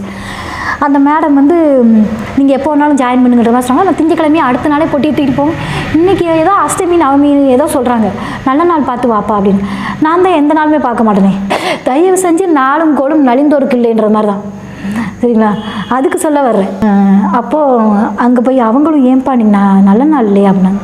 நான் அதை பற்றி இல்லைங்க மேடம், நான் அதில் அவங்க அந்த இதை அவங்களுக்கு அந்த எண்ணம் அந்த நம்பிக்கை இல்லவங்களா இருக்கலாம். நான் போனதுமே அந்த நம்பிக்கை இல்லைன்னா அவங்களுக்கு என் மேலே எதிர்மறையான ஒரு கருத்து பதிவாயிருமோ அப்படின்றக்காக பரவாயில்லைங்களா நான் இன்றைக்கே ஜாயின் பண்ணிக்கிறேன். அன்றைக்கி போய் நான் தத்துவம் பேசிகிட்டு இருக்க முடியாது, பெரியார் தத்துவத்தில் அதனால் பரவாயில்லைங்க மேடம் நான் இருந்துக்கிறேன், எனக்கு வேலை கிடைச்சாலே போதுன்ற மாதிரி அங்கேயே ஹாஸ்டலில் லேடிஸுக்கு இதை விட ஒரு நல்ல வாய்ப்பு கிடைக்கவே கிடைக்காது, இதை மிஸ் பண்ண அப்படின்ற மாதிரி அங்கே போகிறேன். அங்கே போனால் இதில் என்னென்னா ஃபெர்டிலிட்டி சென்ட்ரு, நான் ஃபிசிக்ஸு. அங்கே ஃபெர்டிலிட்டி சென்டர் எனக்கு சுத்தமாக ஹாஸ்பிட்டலே ஆகாது. சின்ன வயசுலேருந்து சின்ன ஊசி ரத்தனாலே ஆகாது. ஆனால் அதை விட்டு போகவும் முடியாது. சும்மா போய் ஒருத்தவங்ககிட்ட போய் இதுக்கு முன்னாடி இன்னொன்று நம்ம பதிய வைக்கணும், ஏன்னா பெண்கள்ன்றதுனால. எங்கள் மாமா போன 2 நாளில் ஒரு பேப்பர் கம்பெனின்னு சொல்லிட்டு ஒரு இடத்துல அவங்க எங்கள் மாமாவுக்கு நல்ல ஃப்ரெண்ட்ஸு, ஏன்னா அவர் வந்து அங்கே கோயம்புத்தூர்லாம் படித்த ஒரு காலேஜில். அதனால் இந்த ஒர்க் பண்ண சாரே எங்கள் மாமாவோட ஃப்ரெண்டுங்களாம். அந்த காலேஜ்லேயே இவங்க வேறு இன்ஜினியரிங்கில் நிறைய பிரிவு இருக்குதுங்க சார். அது மாதிரி அவர் ஒரு எங்கள் சார் அந்த ஓனரு, நான் ஒர்க் பண்ண ஓனரு, இவங்க மேடமோட ஹஸ்பண்டு எங்கள் அதெல்லாம் ஒரே அந்த பீரியட்லேயே படிச்சிருக்காங்க. நிறைய ஃப்ரெண்ட்ஸுங்க. அதனால் பேப்பர் கம்பெனியில் அந்த போன 2 நாளில் சேர்த்து விட்டாங்க. அதை நான் மறந்துட்டேன். எதுக்கு சொல்ல வரேன்னா லேடிஸுன்றதுனால. அங்கே ஒர்க் பண்ணுற பையன் அப்போ தான் போய் ஜாயின் பண்ணி முதல் நாள் உட்காந்துருக்கேன். அப்போ கம்ப்யூட்டர் சொல்லித்தரேன்னு சொல்லி அந்த பையனோட கையை நான் தான் சொல்லுவேன், எங்க நீ நான் நம்பவே மாட்டேன்னு தலைகில நின்னாலும் அந்த மூமெண்ட்டு. நீங்கள் பெங்களூர்லாம் போயிடலாம், அங்கேலாம் நிறைய சம்பளம் கிடைக்கும். நான் வந்து ஊட்டியில் எங்களுக்கு எஸ்டேட்டில் இருக்குது, ஊட்டியில் எஸ்டேட்டு இருக்க பையன் எப்படி இங்கே இருக்க ஒரு 4000 சம்பளத்துக்கு வந்திருப்பான். அப்போ என் மைண்ட் அப்படியே யோசிக்குது. அவன் சொல்ல அப்படியானா நான் பிரமிப்பாக பார்க்கல, அப்படி தான் என் மூளை யோசிக்குது. அப்போது பெங்களூர் போயிடலாம், பெங்களூர்லாம் நல்ல சம்பளம் கொடுப்பாங்க. போனது அது எப்படி ஒரு லேடிஸ்கிட்ட பார்த்ததுமே அப்படி கை தடவுறது சொல்லித்தரேன். அப்போ போனதுமே எங்கள் மாமாக்கிட்ட இதை சொன்னால், அப்போ இதுதான் பிரச்சனை, நீ போய்க்க அப்படிம்பாரு. மாமா அந்த இடம் ஒரே ஒரு இது மட்டும் சின்ன ரூம் மாதிரி, மாமா நீங்கள் வேறு ஏதாவது லேடிஸாக இருக்குது பார்த்து கொடுங்க மாமா. இதை சொன்னால் லேடிஸ் நீ வீட்டுக்கு போப்பா பாதுகாப்புலன்னா ஒவ்வொரு நாளும் உனக்கு பாதுகாப்பு கொடுத்துட்டே இருக்க முடியாதுன்ற நாளைக்கு அவங்க வருவாங்க. அந்த கருத்தை நான் அவருக்கு முன்வைக்க முடியாது. அப்படின்றதுனால மாமா இது வேண்டாம், இன்னொரு வேலை பார்த்துறீங்களா வருவார் அப்படியே அந்த மாதிரி கேட்டு அந்த வேலைக்கு போனது. இந்த கருத்தை நான் ஏன்னா நீங்கள் தெரிஞ்சுக்கணும், பெண்கள் வந்து ஒருத்தவங்க வந்து பேசுகிறாங்க அப்படின்னா உடனே அதுக்கு மயங்காதீங்க, புரியுதுங்களா? இங்கே மயங்கிறதுக்கான நிலையெல்லாம் கிடையாது, சரிங்களா? அப்போது அங்கேருந்து அந்த வேலை பார்த்துட்டே இருக்கும்போது அந்த வேலை எனக்கு சுத்தமாக தெரியாது. 4 மாதத்து வரைக்கும் இங்கே என்ன நடக்குதுன்னு தெரியாது. அப்போ வேலை அப்படியும் பழகவே இல்லை. அங்கே இருக்கிறவங்களுக்கே ஒவ்வொருத்தவங்களும் போகாமல் நீ வேலை சொல்லிக் கொடு. ஏன்னா மேடம் வந்து நீங்கள் ட்ரெயின் பண்ணுங்கும்போது நீ சொல்லிக் கொடு. ஒவ்வொருத்தவங்களே ஒரு போகாமல் ஒரு புதுசாக வந்து அந்த பொண்ணை வச்சு எடுபிடி வேலைக்கு தான் யூஸ் பண்ணுவாங்க அங்கே இருக்க பயங்கர சீனியர்கள்லாம். அப்படின்போது எடுபிடி வேலைக்கு அப்போ மேடம் சொல்லும்போது எனக்கு வேலையே தெரிய மாட்டேங்குது. அப்படியே அது என்னென்னா தினமும் அழுவேன். இது ஏன் அழுகிறேன் அப்படின்னா, என்னோடய வழியை அழுதுக்கிடுவேன். ஆனால் இதை காரணமாக வச்சு அங்கே வீட்டில் சொல்லிட்டா வந்துடுவாங்க. அதனால் நான் அங்கேயும் போக முடியாது. இங்கே தினமும் அழுவேன். தினமும் ஏன் அதை சொல்கிறேன் அப்படின்னா, அழுக வேண்டிய சூழ்நிலை. இந்த வேலை எனக்கு தெரியாது, வேலை பிடிக்கல. இங்கே இருக்கிறவங்களும் என்னை வேலையை சொல்லித்தரல. சம்பளம் எப்படி ஒருத்தவங்கள்ட்ட நம்ம வேலை செய்யாமல் வாங்குறது, வேலையே தெரியாமல் எத்தனை நாளைக்கு அவங்கள்ட்ட நம்ம சம்பளத்தை வாங்கிட்டு அந்த தன்மையே தெரியாமல் அங்கே எப்படி நம்ம உட்காந்துருக்குது, வேலையோட தன்மையே தெரியாமல். அது இன்னும் வலி, இன்னும் ஒரு பயம். எங்கேயாவது ஏப்பா நீ வேலையை சில கிளம்பிட்டாங்கன்னா எப்படி திரும்பவும் எங்கள் மாமாக்கிட்ட போய் திரும்பவும் எப்படி வேலை, நம்மளே ஒருத்தவங்க ஒரு வேலையை பிடிச்சி கொடுத்துட்டாங்க, நம்ம நினச்ச மாதிரி பிடிச்ச மாதிரி ஒரு இடம், லேடிஸ் மட்டும்தான், லேடிஸ் டாக்டரு. அப்போ இதை போல் ஒரு நல்ல வாய்ப்பு போய் நம்ம வேலையும் கற்றுக்கலாம் அப்படின்போதும் அப்புறம் எனக்கு எதுவுமே புரியல. அப்புறம் ஒரு நாள் ஒரு அக்கா, நான் இவங்க ரொம்ப டீப்பாக கிடங்க எல்லாத்தையுமே சொல்கிறேன். அப்போ ஒரு ரூபாக்கான ஒரு அக்கா, அவங்க ரிசப்ஷன், அவங்களுக்கு கண்ணில் வந்து வலின்னு சொல்லிட்டு வரல, 3 நாள் லீவு, சண்டே ரிசப்ஷன். அப்படி அந்த 2-3 நாள் அவங்க கூட இருந்து அந்த சண்டே அந்த மற்ற பொண்ணு ரிசப்ஷன் ரிசப்ஷன் தான் முதல்ல வேலை பழகிட்டு மற்ற எல்லா வேலையும் அங்கே என்னென்னு அந்த ரிசப்ஷனில் வர புரியுங்க, எதுக்காக வராங்க, ஏன் வர்றீங்க, பேச உள்ளே என்ன நடக்குது உங்களுக்கு புரிய ஆரம்பிக்கும். எடுத்தது ஒன்றுமே தெரியல, உள்ளே போட்டதே தப்பு. அப்போ தான் அங்கே வந்து போய் கேட்க அப்படியாக்கா இப்படி தான் அப்பாயின்மெண்ட் கேட்கணுமா, இப்படி எந்த வேலைக்கு தான் இங்கே போயிட்டுருக்காங்களா, இங்கே இதுக்கா, ஓ சரிங்கக்கா, லேடிஸ் சம்மந்தப்பட்ட குழந்தை பிறக்கிறதுக்கானது, இங்கே வந்து பீரியட் சம்மந்தப்பட்டது, ஓ அப்படியா இந்த வேலையா, எனக்கு அதனால் என்னன்னே தெரியாதுங்கக்கா. அப்படி ஏன்னா ஃபிசிக்ஸ் சம்மந்தப்பட்ட இங்கிலீஷில் பேசினா கூட புரியும். அங்கே நீங்கள் எல்லாமே இங்கிலீஷில் சொல்கிறீங்க, ஃபெர்டிலிட்டினா எனக்கு என்னன்னு தெரியாது. அப்படின்போது அப்புறம் அந்த அக்கா கிட்ட வந்து அந்த 2 நாள் மட்டும் ரிசப்ஷன் பழகுனேன். ரிசப்ஷன் பண்ணுவோம். அந்த அக்காவுக்கு அதுக்கப்புறம் அவங்களுக்கு கண்ணு வலின்றதுனால அவங்க வரல. ஞாயிற்றுக்கிழமை எல்லாருமே லீவு, யாருமே இல்லை. ஆனால் அன்றைக்கி ஞாயிற்றுக்கிழமை மேடம் அப்பாயின்மெண்ட் கொடுத்துருக்காங்க. ஒரு 20 ஓபி, ஒரு 15 ஸ்கேனு போது அங்கே ரிசப்ஷன் நான் தான் பார்க்கணும், உள்ள ஸ்கேனு நான் தான் பார்க்க, ஸ்கேனுக்கு அவங்க மேடம் கூட நிற்கணும், ஓபிக்கு நிற்கணும், இங்கே அமௌண்ட் வாங்கணும், அக்கௌண்ட்ஸ் நான் தான் பார்க்கணும். இதெல்லாம் வந்து அவங்க வந்துட்டு போகிற 1 மணி நேரத்தில் நான் முடிச்சு கொடுக்கணும். அப்படின்போது அப்போ நானே அவங்க இன்றைக்கி அப்பாயின்மெண்ட்டு நீங்கள் மட்டும்தாண்டா அப்படின்னு சொல்லி முடிச்சிடுறாங்க. அப்போ நானே ஒரு இது அவங்க எல்லாத்துக்குமே கால் பண்ணி அவங்க எல்லோரும் ஃபோன் நம்பர் இருக்கும், ஒரு 2 மணி நேரத்துக்கு முன்னாடி எல்லா பேஷண்ட்டையும் வர சொல்லிடுறேன். இது எதுக்குன்னா ஒரு நிர்வாகத்தை அந்த நடத்துகிற சந்தோஷம், அந்த வேலையே தெரியாத ஒரு இதில் அது நானே இப்படி செஞ்சிடலாம் அந்த வேலையை இவ்வளோ சீக்கிரமாக அப்படின்னு அவங்கள முன்கூட்டியே வர சொல்லி முன்கூட்டியே எல்லாம் எழுதி வச்சு எல்லாமே ரெடி பண்ணி மேடம் வரும்போது டக்கு டக்கு டக்குன்னு அந்த வேலையை முடிச்சு கொடுத்து அவங்க சாப்பிட்டு முடிக்கிற சமயத்துக்குள்ளே அவங்களுக்கு அக்கௌண்ட்ஸையும் முடித்து போய் நிறுத்தினேன். அங்கே ஒரு 4-5 பேர் பார்க்க வேண்டிய ஒரு வேலையை அன்றைக்கி நான் ஒரு பொண்ணு பார்த்தேன். நான் ரொம்ப புத்திசாலி கிடையாது, ஓரளவுக்கு புரிஞ்சுக்கிற பொண்ணு, புரிஞ்சுக்கிட்டு அந்த வேலை எப்படிப்பட்ட வேலைனாலும் கற்றுக்கிற பொண்ணு. ஆனால் அந்த பிள்ளைங்க 4 மாதம் மண்ணாக வச்சுருந்துருக்கு, மரமண்டையாகவும். அதனால் அந்த பொண்ணு அப்படி இருக்கு. அப்புறம் இவங்க இந்த இடையில இதை ஒரு விஷயத்த சொல்லமா அப்படியே அந்த கற்றுக்கிறேன். அப்படி கற்றுக்கிட்டாலுமே எனக்கு இந்த வேலை பிடிக்கல. இந்த நான் தான் கல்யாணம் பிடிக்காத ஆண்களை பிடிக்காத அப்படி இந்த வேலையும் அப்படியே ஒரு மாதிரி ஐயோ இந்த வேலையா அப்படின்ற ஒரு மாதிரின்னு வச்சுக்கோங்களேன், ஒரு கூச்சம் என்னமோ ஒன்று அப்படின் போது அப்போது சொல்ல மறந்துட்டேன். இந்த இது போயிட்டே இருக்கும்போது தான் இப்படியே வேலை போயிட்டே இருக்க, கொஞ்சம் கொஞ்சம் கற்றுக்கிறேன். அப்படியே இன்னுமே எனக்கு இங்கே தயக்கம் இந்த வேலையில் இருக்க. அப்போது அங்கே பாரதின்றவங்கள நான் மறக்கவே மாட்டேன். அவங்க பாரதின்னு ஒரு அம்மா இருந்தாங்க, பாத்ரூம் கழுவுற அம்மா. ஏன் அவங்கள சொல்கிறேன்னா, படிக்காதவங்க பாத்ரூம் கழுவுறாங்க. திரும்ப திரும்ப ஏன் பாத்ரூம் கழுவுறாங்கன்னு சொல்கிறேன்னா, அந்த அம்மா அங்கே மேனேஜ்மெண்ட் அந்த சூப்பர்வைசர் அக்கா கேட்டாங்க, அம்மா பாரதி அம்மா இங்கே என்ன அரட்டை அடிச்சிட்டு டீ குடிச்சிட்டு வேலையெல்லாம் முடிச்சிட்டிங்களா? முடிச்சிட்டேங்கம்மா அப்படின்னாங்க. அதான் அரட்டை போயிட்டு இருந்தே அதான் கேட்டேன் அப்படின்னாங்க. அவங்க போனதுக்கப்புறம் அவங்க ஒரு வார்த்தை சொன்னாங்க, நம்ம வேலையில் நம்ம கரெக்டாக இருந்து நம்மளே யார் கேள்வி கேட்க போகிறாங்க. அழகான வார்த்தை.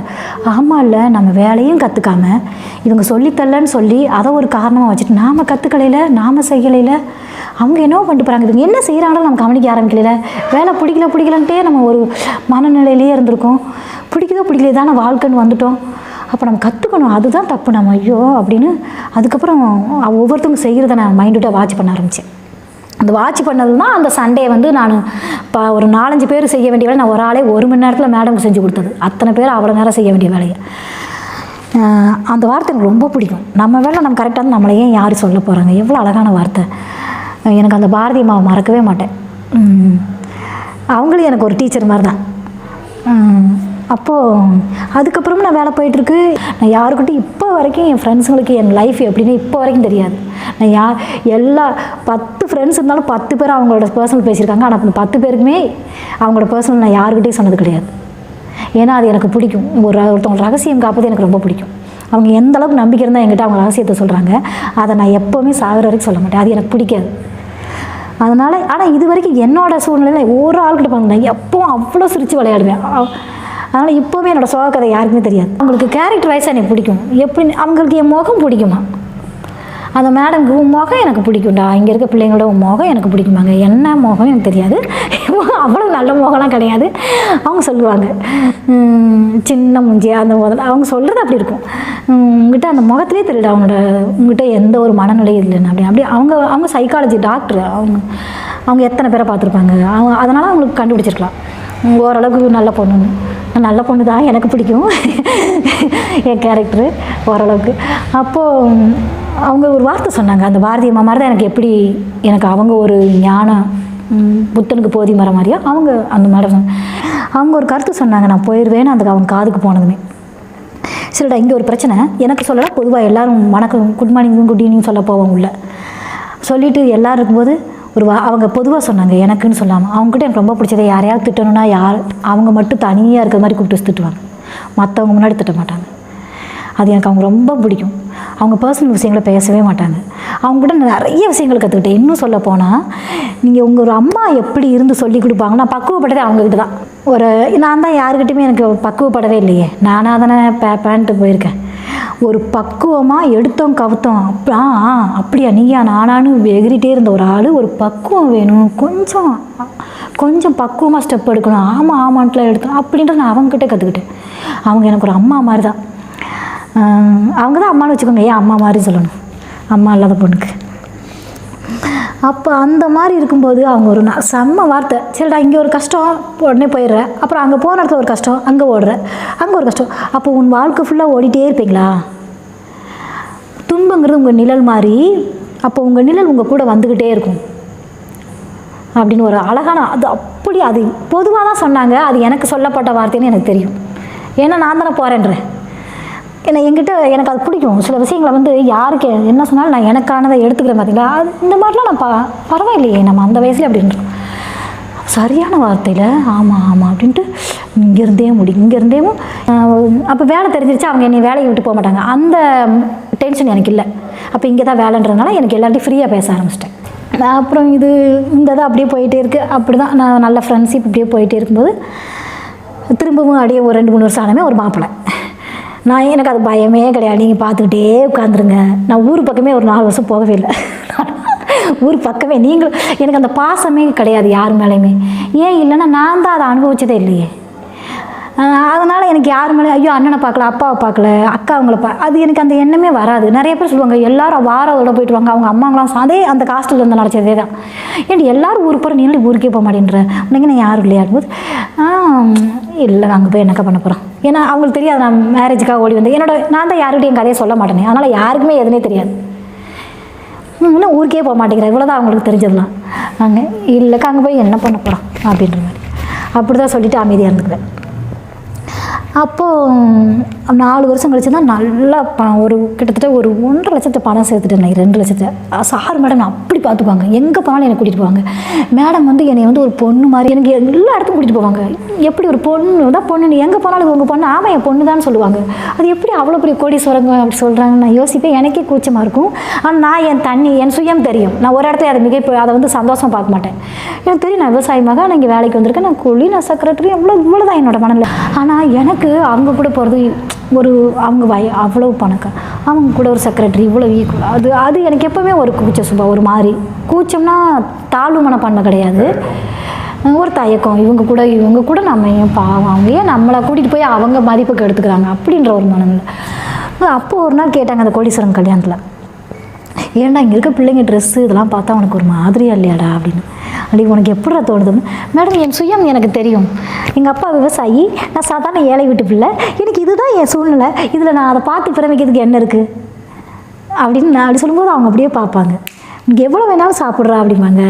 அவங்க சொல்கிறது எனக்கு அவங்கக்கிட்ட கற்றுக்கிட்டது என்னென்னா, ஒரு சாதாரண வேலை செய்கிற பிள்ளைக்கிட்ட அவங்க ஈக்குவலாக கூட்டிகிட்டு போய் அவ்வளோ பெரிய கல்யாணத்தில் இன்ட்ரடியூஸ் பண்ணிட்டு இது உன் பொண்ணா அப்படின்னா, ஆமாம் இது என் பொண்ணு தான், ஏதோ ஒரு நாள் தான் செக்ரட்டரிமாங்க, ஆமாம் இது என் பொண்ணு தான் அப்படி சொல்லுவாங்க. அதெல்லாம் எனக்கு யோசிக்கிறேன். நான் அவங்க கூட கம்பேர் பண்ணும்போது அவங்கள மாதிரிலாம் அந்த மாதிரி மனிதர்களோடலாம் அவங்கள மனிதர்கள் தெய்வங்கள் தான் சொல்லணும். ஏன்னா எனக்கு அவங்கள ரொம்ப பிடிக்கும். எப்படி சொல்லி நான் சந்தித்த மனிதர்களே இன்னும் சொல்ல போனால் இப்போ கூட என் லைஃப் எப்படி சிதறி போனாலும் அவங்க என்னை அரவணைச்சு அவங்க கூட வச்சுக்கிடுவாங்க. 2 லட்சம் வந்துருச்சுன்னு சொல்லவே எனக்கு கை கால் புரியல. ஐயோ நம்ம ஐஏஎஸ் படிக்கணுன்ட்டு இங்கே வந்து உட்காந்துருக்கவே. உடனே இவங்க எனக்கு பேசாது. அப்போது திரும்ப எனக்கு ஐஏஎஸ் படிக்கணும் இங்கே வந்து உட்காந்துருக்கும் அப்படின்ட்டு சென்னை பணம் தான் கரெக்டாக இருக்குன்ட்டு அது சம்மந்தமாக பார்க்குற அது சம்மந்தமாகவே பார்ப்போம். இல்லை பேப்பர் அது இதுன்னு எங்கேயாவது பார்ப்போம். அது சம்மந்தமாகவே நான் தான் சொல்கிறேன், அது சம்மந்தமாகவே எங்கேயோ ஒரு இடத்துல நம்ம கிடச்சிட்டே இருக்கும். அப்படி ஒரு பேப்பர் இதுக்குள்ளே கிடைக்கும்போது ஒரு நம்பரை பிடிச்சிடுறேன். ஒரு நம்பரை பிடிச்சி அவங்களுக்கு ஃபோன் பண்ணும்போது இந்த மாதிரி ஒரு லேடி தான், அவங்க ஃப்ரீயாக தான் சொல்லித்தரேன்னு சொன்னாங்க. அவங்க பேர் இதெல்லாம் எனக்கு ஞாபகம் இல்லை. அப்போ உடனே எனக்கு தான் ஹெல்ப்புனா பசங்க நல்லா பண்ணுவாங்களே, சித்த பசங்க பெரிய பசங்க, யாருக்கிட்டையுமே சொல்லாடா நீ மட்டும் கிளம்பி வாடான்னு கோயம்புத்தூர் வர சொல்கிறேன். அவன் உடனே கிளம்பி வர்றான். தருமர் கூட சொல்லலை. அவன் உடனே கிளம்பி வந்ததுமே மேடம் வீட்டுக்கு அப்பா உடம்பு சில போயிட்டு வந்துடுறாரு, 2 நாள் லீவ் மட்டும் 3 நாள் மட்டும் சொல்லி என்ன அங்கே போய் அட்மாஸ்பியர் பார்த்துக்கலாம் அப்படின்னு. 2 லட்சம் டெபாசிட்டில் இருக்குது, கையில் கொஞ்சம் காசு இருக்குது. அப்போ இந்த பணத்தை வச்சு நம்ம போய் ஐஏஎஸ் கோச்சிங் சேர்ந்து படிச்சிடணும் அப்படின்ற மாதிரி அங்கே போய் அதே மாதிரி இவங்க போகிறேன். அங்கே போய் அந்த மேடம்கிட்டையும் பேசுகிறேன். அவங்ககிட்ட என்கிட்ட பணம் இருக்கிற மாதிரியே காமிச்சிக்கல. அவங்க ஃப்ரீ கோச்சிங், நான் தான் நிறைய அடிபட்டேனே, யாரையும் நம்ப முடியாது. அதனால் ஃப்ரீ கோச்சிங் தான்ப்பா, நீ தாராளமாக வந்துக்கோ, இங்கே லேடிஸ் இங்கே வந்து பார்த்துக்கலாம், நீங்கள் அப்புறம் உனக்கு சாப்பாடு தங்கலாம் என்னமா பண்ணுவேன் அப்படிங்கும்போது யாருமே இல்லாத மாதிரி காமிச்சிக்கிறேன். புதுசாக அப்போ தான் போய் நான் அந்த மாதிரி காமிச்சிக்கிறேன். அப்போது நான் உடனே அவங்க அந்த நிமிஷம் அவங்க என்ன பண்ணுறாங்கன்னா, அதுலேயே அவங்களோட ஆட்டிடியூடு அவங்களோட சுறுசுறுப்பு தெரியுது. உடனே ஒரு டியூஷனுக்கு இந்த வீட்டில் வந்து 2 குழந்தைங்க இருக்காங்க, மேக்ஸ் நல்லா போடுவியா, அவங்க போய் டியூஷன் எடுத்து அவ்வளோ அமௌண்ட் தருவாங்க அப்படின்றாங்க. உடனே எனக்கு ஒரு வேலை வாங்கி தர்றாங்க, அதை வச்சு நீ சமாளிச்சுக்கிறியா சாப்பாட்டுக்கு அப்படின்றாங்க. இன்னும் நிஜமாகவே பிடிச்சி போச்சு. ஆனால் சரிங்க மேடம், நான் எல்லாத்தையும் நான் ட்ரெஸ் எடுத்துகிட்டு போகல, சும்மா 2 ட்ரெஸ், நான் அதை 2 நாள் தானே லீவ் கேட்டிருக்கேன், என்ன மாதிரி சூழ்நிலைன்னு புரிஞ்சுக்கலான்ட்டு. ஏன்னா காசு இருக்குது, அதனால் சூழ்நிலையில் புரிஞ்சுட்டு போய் அங்கே போய் நம்ம இறங்கி வேலை செய்யலான்ற மாதிரி ஒரு சூழ்நிலை. அங்கே போயிட்டு அப்புறம் எனக்கு ஏன்னா சென்னையோட அட்மாஸ்பியர் பிடிக்கல, அந்த டைமும் எனக்கு அந்த இடம் பிடிக்கல. அப்புறம் வாடா தாமரை அப்படின்னு சொல்லிட்டு தாமரை செல்வம் பேர் அப்படின்னு சொல்லிட்டு அவங்க கூட நான் வந்துடுறேன். வந்துட்டு யாருக்கிட்டையும் சொல்லலை, அவனை தவிர யாருக்குமே தெரியாது. வந்துட்டு அப்படியே யோசனை, இங்கே எங்கேயாவது சென்டர் கிடைக்குமான்னு இருந்தால் கோயம்புத்தூரில் அது தேடி போய் அங்கே போகும்போது அவங்க ஐஏஎஸ்க்கும் போது நிறைய காசு கேட்குற மாதிரி எனக்கு ஞாபகம். அது வந்து அவங்கள மாதிரி ஃப்ரீ இல்லை. அப்போது உடனே நம்ம ஒருத்தவங்க நம்பி ஒரு சென்டரில் போய் பணத்தை கட்டுவீங்கன்னா உழைச்ச காசு, அப்படி உடனே பணத்தை கட்டவும் கொஞ்சம் தயக்கம். என்ன பண்ணுறேன், இங்கே விஓக்கு அப்புறம் எங்கள் அண்ணன் அந்த டைமில் கரெக்டாக ஃபோன் பண்ணுறாங்க. ஏம்மா நீ எதாவது போய் ஐஏஎஸ் படிக்க போகிறேன்ட்டு போய் அங்கே என்னமா பண்ணிட்டு இருக்காங்க, இந்த நக்கலாக கேட்பாங்களே. அவர் அப்படி கேட்கும்போது எனக்கு இன்னும் சுருன்னு ஏறிடுது. ஆமாம் இல்லை, இப்போ விஓக்கெலாம் வந்திருக்குமா, நீ உடனே டைரெக்டாக அங்கே கால் வைக்காமல் அந்த விஓவோ குரூப் 2 அப்படி போய் அவர் அட்வைஸு காலம் சரிண்ணே பரவாயில்ல அப்படின்ட்டு, சரி நீயே அப்ளிகேஷன் போடுனேன், நீங்கள் எல்லாமே பண்ணுனேன். விஓ போட்டுறாரு. நான் அந்த நான் அட்மிஷன் போடாமல் விஓ குரூப் 2 விஓவுக்கு படிக்கல அப்படின்ட்டு அங்கே போய் கரெக்டாக ஒரு 6000 கட்ட சொன்னாங்க. அப்போவே 2010-11 ஒரு இங்கே வந்து டைமிங் எனக்கு ஒத்து வரல. இங்கே டைமிங் அவங்க வந்து சொன்னாங்க, இவங்க மற்ற பொண்ணுங்கள்லாம் லீவ் எடுத்தால் லீவுக்கு வந்து சம்பளம் கொடுக்க மாட்டாங்க. நான் லீவ் எடுத்தாலும் நான் 10 நாள் ஊருக்கு போயிட்டு இருந்தால் கூட சம்பளம் சேர்த்து கொடுப்பாங்க, அப்படியே கொடுப்பாங்க. ஏன்னா இல்லைடா ஐயா உனக்கு காசு கணக்கு பார்க்கலான்னு சொல்லிட்டாங்க. மேடம் சார்ட்டு போய் நிற்பேன், சார் எனக்கு லீவு போட்டு நீங்கள் சம்பளம் கொடுக்குறீங்க அப்படின்னு. உங்களுக்கு கணக்கு பார்க்கலான்னு மேடம் சொல்லிட்டாங்க. ஐயோ எனக்கு அவ்வளோதான், வீட்டில் பெரிய சண்டையாக இருக்கும். அவங்க சாரை சொல்லுவாங்க, சார் மேடம் சொல்லுவாங்க. எனக்கு அது ஒரு கூச்ச உணர்வாக இருக்கும், ஐயோ வேலையே பார்க்காம சம்பளம் வந்துடுமேன்னு. அப்போ அந்த மாதிரி ஒரு குற்ற உணர்வு இருக்கும்போது அவங்க என்கிட்ட நீ போய் படிடா நீ போய் படிடா, நான் நீ டைம் பார்த்துக்கூட அப்படின்னு. அது என்னென்னா இது என்ன டைம்னா அவங்க ஈவினிங் டைமில் தான் வருவாங்க. அவங்க காலையில் ஃபுல்லாக நான் மதியத்துக்கு அப்புறம் தான், காலையிலேருந்து முதல்ல பார்த்தோம், அப்புறம் மதியத்துக்கு அப்புறம் அசிஸ்டன்ட் மேடம் இருப்பாங்க. மதியத்தில் நாங்கள் எல்லா பொண்ணுங்களுமே இருப்பாங்க. மேடம் சாயங்காலம் 5 மணிக்கு மேலே தான் இருப்பாங்க. நைட்டு 2 மணி வரைக்கும் வேலை பார்ப்போம், நைட்டு 3 மணி கூட ஆகும். அந்த மாதிரி வேலை. காலையில் மதியம் போல் வந்துக்கலாம், அந்த மாதிரி தூங்கி இருந்துச்சு. அப்போ அவங்க வந்து அந்த ஈவினிங் டைமில் தான் எனக்கு கிளாஸு. காலையில் டைமில் வந்து என்னால் அந்த நைட்டு 3 மணிக்கு தூங்கிட்டு காலையில் எழுந்துச்சி போட முடியாது. அப்போது எனக்கு டைமிங் வேறு உடச்சிட்டே இருந்தது. ஈவினிங் டைம் போய்க்கிட்டா போதுன்னா 8 மணிக்கு, ஒரு 4 மணிக்கு போய் 8 மணிக்கு வந்தால் இங்கே என்ன வேலை. அப்போது அந்த இருக்கிற 2-3-4 மணி நேரம் வேலை பார்த்து அந்த சம்பளத்தை எப்படி முழுசாக வாங்குறது. ஒரு மாதம் தான் போனேன். எனக்கு அதுவே ஒரு பெரிய குற்ற உணர்ச்சி மாதிரி போகவே எனக்கு விருப்பமே இல்லை. அந்த 6000 கழிக்கு போகவே இல்லை, அந்த ஒரு மாதம் மட்டும் போயிட்டு. அப்படியும் எனக்கு ஓரளவுக்கு புரிதல் இருந்தால் அந்த என்ன எக்ஸாமு எப்படி கேட்பாங்கன்னு ஒரு மாதத்தில் எனக்கு புரிஞ்சுது அவங்க என்ன பண்ணிகிட்டு இருக்காங்க அப்படின்னு. இது சம்மந்தமாகவே புக்குகளை தேட ஆரம்பிச்சு. விஓ எங்கள் அண்ணன் விஓக்கு அப்ளிகேஷன் போட்டாரே, நம்ம அதை தான் நான் அடிக்கணும். விஓக்கு ஒரு மாதம் அந்த 6000 கழித்து அப்புறம் போகலை. ஏன்டா போகலைனாங்க. அவங்ககிட்ட அதை சொல்லலை. அதை சொன்னால் அவங்க வருத்தப்படுவாங்கன்ட்டு, மேடம் அங்கே கிளாஸ் வேண்டாம் டைம் ஒத்துவலை அப்படின்ற மாதிரி நம்ம நின்றுக்கிட்டேன். அந்த விஓவுக்கு என்ன மாதிரி எக்ஸாம் என்ன மாதிரி கொஸ்டின்றது அந்த ஒரு மாதத்தில் எனக்கு ஓரளவுக்கு புரிய ஆரம்பிச்சது. ஓ இவ்வளோ தானா, சரி நான் ஓகே நான் புக்கு வாங்கி படிச்சுக்கிறேன் அப்படின்ற மாதிரி நான் அப்படி சொல்ல வரல. ஓ இதானா நான் புக்கு வாங்கி படிச்சுக்கிறேன் அப்படின்ற மாதிரி, நீங்கள் ஓகே அப்படின்ற மாதிரி வந்துட்டேன் நான். எனக்கு நான் இவங்களுக்கும் அதை பண்ண முடியல என்னால் உணர்வு ரீதியாக. இவங்ககிட்ட வந்து மேடம் இல்லை இவங்கள டைம் ஒத்துவலை அப்படின்ற மாதிரி முடிச்சிட்டேன். அப்போது அந்த மாதிரி அந்த கிளாஸுக்கு போச்சு. அப்புறம் காந்திபுரம் டவுன் ஹாலு எங்கடா புக்கு கிடைக்கும், புக்கு கடையாக தெரியும். என்னை புக்கு கடையில் சண்டேனா பார்த்துடலாம், எல்லா புக்கும் கிடைக்கும். புக்கு விஓ எக்ஸாம் அப்போது அவங்க கையில் என்ன விஓ எக்ஸாமுக்கு புக்குன்னே போட்டு ஒவ்வொரு புக்காக பழைய புக்குலாம் அந்த பழைய புக்கு சமச்சீர் கல்வி அந்த அப்போல்லாம் சமச்சீர் கல்வி புக்கு கிடையாது. அப்போ 2012-11 இப்போ தானே. ஆமாம் இவங்க கோச்சிங் போகிறோம், இப்படியே சம்பாரிச்சிட்டே இருக்கோம். எங்கள் அண்ணன் வந்து ஏமா ஏதோ சாதிக்க போகிறேன்ட்டு இப்போ என்னமா வேலை பார்த்துட்டு இருக்காங்க. உடனே விஓக்கு வந்ததால சார் அப்படியானே ஆமாம் இல்லை நான் மறந்துட்டு அப்படின்ட்டு அங்கேயும் போய் முடிக்கல. அப்புறம் சரி நான் விஓக்கு போட்டு விட்டுருந்தேன் அப்படின்றேன். விஓக்கு போட்டு விட்டதுமே நான் போய் ஒரு கோச்சிங் கிளாஸ் சேரணும். அங்கே போய் சேர்ந்தா ஓரளவுக்கு புரியுது, இங்கே ஒரு நெருடல் அதை முடிச்சு விட்டுறேன். அதுக்கப்புறம் புக்கு தடணும், ஏன்னா நம்மளே படிக்கணும் முடிவு பண்ணிட்டோம். சண்டே தான் டைமிங், சண்டே மட்டும் தான் லீவு. அது கூட ஒரு நாளைக்கு ஆஃப் டே வைப்பாங்க கிளாஸு, இது ஆஸ்பத்திரி இருக்கும். அப்புறம் புக்காக தேடும்போது தான் புக்கு தேட அந்த கையில் புக்கு கிடைக்கும். நமக்கு கிடைக்கும்போது ஒவ்வொரு புக்காக வாங்கி நான் தான் சம்பாதிக்கிறேன். அப்போ புக்கு வாங்குறது தான் எனக்கு பிரச்சனையே இல்லையே. இப்படியே படித்து எக்ஸாம் எழுதுறேன் ஊருக்கு. அப்புறம் எங்கள் மேடம் கிட்ட வந்து மேடம் எக்ஸாம் மேடம் ஒரு அந்த தருமருக்கு மேரேஜ் ஃப்ரெண்டு, அவனுக்கு மேரேஜ், அவனுக்கு வந்து மேரேஜின் போது அவன் அந்த எனக்கு எக்ஸாம் டைம் கரெக்டாக. அப்போ இவங்ககிட்டையும் மேடம் மேரேஜ் எக்ஸாம் நான் போயிட்டு இருந்தேன். அவங்க யாருக்கிட்டையும் சொல்ல மாட்டாங்க இங்கே இருக்க பொண்ணுங்கக்கிட்ட. யாருக்குமே நான் எங்கே போகிறேன் அவங்க அங்கே இருக்க பொண்ணுங்களே முத்து எங்கேயோ போகிறா, அப்புறம் ஒரு வாரம் கழிச்சு வர்றா இப்படிதான் சொல்லுவாங்க. என்னடி பண்ணிட்டு வரேன் ஊருக்கு போகிறேன்னா நான் எதுக்கு போகிறேன் யார்கிட்ட சொல்ல மாட்டேன். அப்போ அங்கே போய் அந்த ஒரு வாரம் தான் இங்கே எப்போ படிச்சுக்கிடுவேன். விஓ பாஸ் பண்ண டைம்லேயே குரூப் டூவும் அப்பவும் எங்கள் அண்ணன் போடுறாங்க, அதுலேயும் நான் பாஸ் குரூப் டூலேயும் அந்த டயத்துலேயும். அந்த அந்த இது எப்படின்னா, இது பிப்ரவரியில் எழுதுகிறேன் விஓஓ, இப்போ ஜூலையில் குரூப் டூ எழுதுகிறேன். அதே 2011 2010 2011 ரிசல்ட் வர போகும்போது தான் அந்த பெரிய போராட்டம் அது இதுன்னு ஒரு வருஷம் விஓஸ் எல்லாம் ஸ்ட்ரைக் பண்ணாங்க, இன்னும் போஸ்டிங்கே போடாமல் இருக்கீங்க அந்த காலகட்டம். அந்த டைம்லேயே குரூப் டூ எழுதுனேன். படித்தது விஓக்கு தான். ஆனால் நான் தான் சொல்லுவேன் என் புக்கையே ஒரு மாதிரி படிப்பேன்னு. அப்படின்போது அந்த விஓ எக்ஸாமுக்கு அங்கே ஒரு வாரம் போய் நாங்கள் படித்தேன். அப்போ வந்து அங்கே எல்லாருமே எங்கள் அக்கா பொண்ணுங்க அந்த ஃப்ரெண்ட்ஸுங்க நிறைய படித்தாங்க, எழுதுனாங்க. அப்புறம் அங்கே போயிட்டு அந்த ஒரு டைம் தான் அட்டன் பண்ணோன்னே நான் பாஸ். அதுக்கப்புறம் வந்தால் தமிழில் பார்த்தா 98 எடுத்தேன் 100க்கு. அது ஜென்ரலில் வந்து 80 85 இந்த மாதிரி அந்த கொஸ்டின் 100 கொஸ்டின் வருங்க. அது முடிச்சதுமே அப்புறம் அந்த பாஸுங்கிறதே எனக்கு தெரியும். அப்புறம் எக்ஸாம் எழுதி முடிச்சுட்டு வந்துடும். இங்கே திரும்ப வேலைக்கு வந்துடுறேன். அதுக்கு ஒரு குரூப் டூக்கு ஒரு 10 நாள் லீவ் போட்டு போகிறேன். அதே அந்த ஒரு 2 3 மாதத்தில் குரூப் டூ போடுறாங்க. அதுக்கும் எங்கள் அண்ணன் அப்ளை பண்ணிட்டாரு, அதையும் போய் எழுதிட்டு வந்துடுறேன்.